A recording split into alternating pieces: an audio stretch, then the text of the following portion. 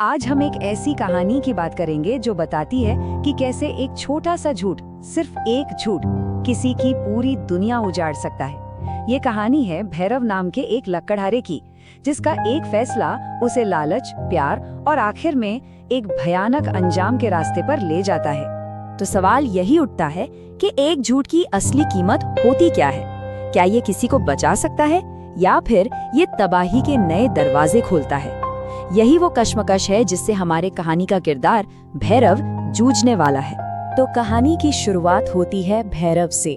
वो एक अकेला गरीब लकड़हारा है जो इस बात से बिल्कुल अनजान है कि जंगल में मिली एक चीज उसकी किस्मत को हमेशा के लिए बदलने वाली है।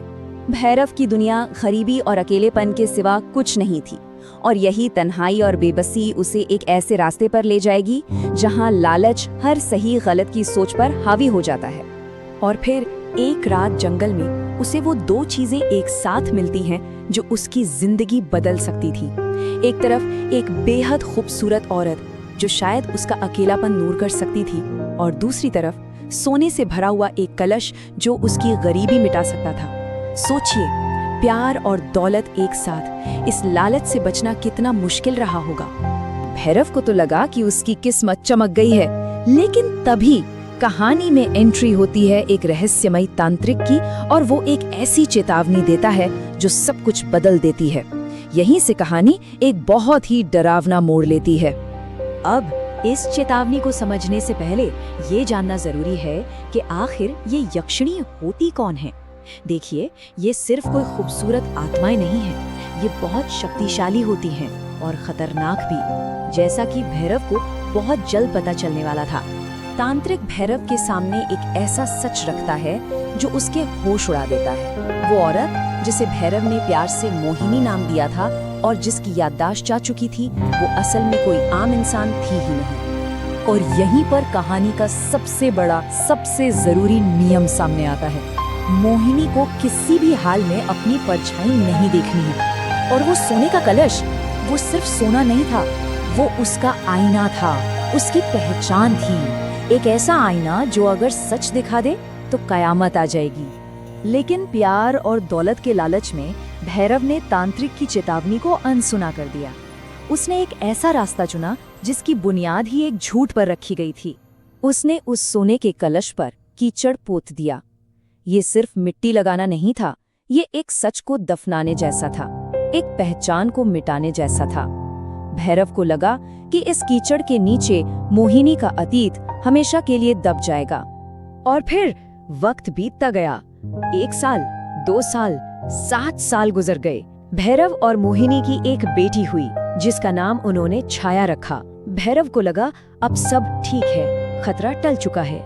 पर वो नहीं जानता था कि 7 साल की ये खुशी एक बहुत बड़े तूफान से पहले की शांति थी। और फिर वो दिन आ ही गया जब एक बच्ची की मासूमियत ने उस 7 साल पुराने झूठ की दीवारों को गिरा दिया। हुआ ये कि खेलते खेलते छाया ने उस कलश पर जमी मिट्टी को खुरच दिया। सोना फिर से चमकने लगा। और ठीक उसी वक्त मोहिनी को प्यास लगी।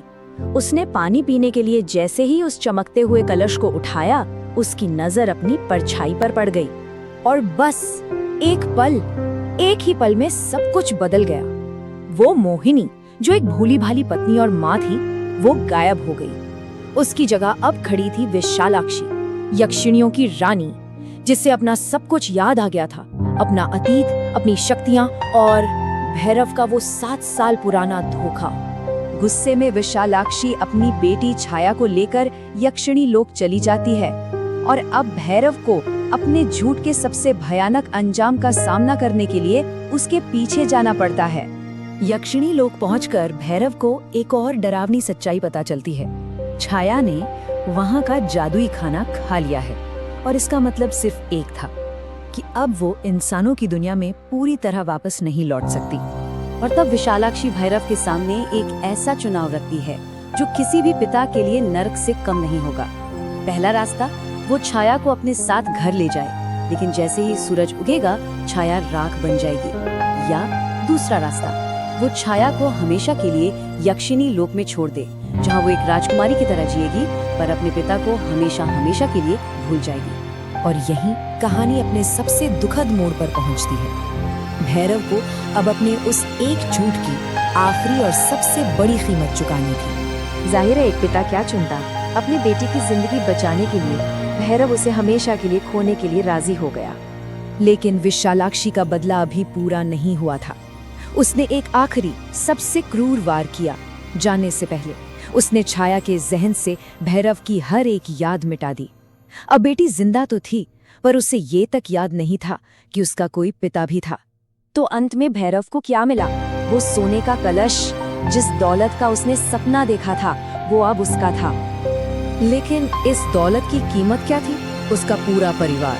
वो एक बार फिर अकेला था, पर इस बार का अकेलापन पहले से कहीं ज्यादा भयानक था।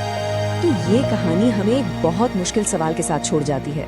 भैरव ने अपनी बेटी की जिंदगी को उसकी यादों से ऊपर रखा, पर सोचिए, क्या ऐसा जीवन बचाना सही है जिसमें आपकी कोई याद ही ना हो? ये एक ऐसा फैसला है जो दिखाता है कि एक झूठ की असली कीमत क्या हो सकती है। सब कुछ पाकर भी सब कुछ खो देना।